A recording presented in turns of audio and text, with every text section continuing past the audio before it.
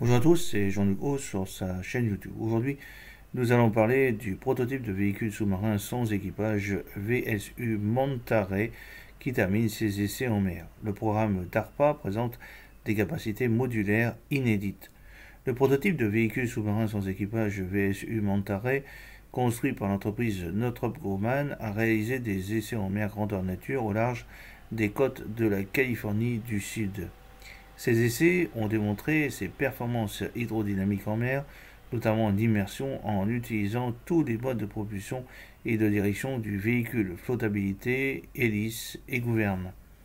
Le succès des essais grandeur nature sur le Manta-Ray confirme l'aptitude du véhicule à évoluer vers des opérations en conditions réelles après un assemblage rapide sur le terrain à partir de sous-sections modulaires, a déclaré le Dr Kyle Warner, qui est responsable du programme DARPA pour la Manta-Ray.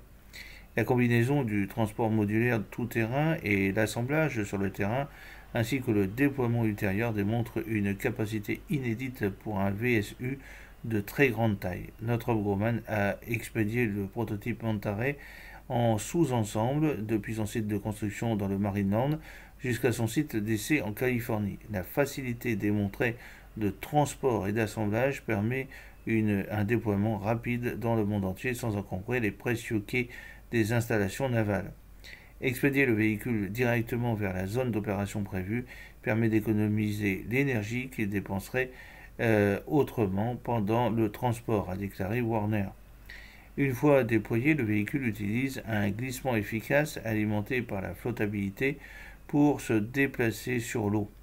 L'engin est conçu avec plusieurs soutes de différentes tailles et types afin de permettre une grande variété de missions navales. Manta-Ray vise à développer et à démontrer une nouvelle classe de sous-marins UUV longue portée à grande portée et capable de transporter des charges utiles prêts à des opérations continues dans des environnements maritimes dynamiques. La DARPA collabore avec l'US Navy pour les prochaines étapes de test et de transition de cette technologie. Un autre acteur de Manta-Ray, Pac-Mar Technologies, poursuit les tests de son système de récupération d'énergie à grande échelle en 2025. J'espère que cette petite vidéo vous a plu. N'oubliez pas de cliquer sur le pouce pour la promouvoir, de vous abonner si ce n'est pas encore fait, de partager cette vidéo sur vos réseaux sociaux. A très bientôt, fidèlement, Jean-Luc Haut.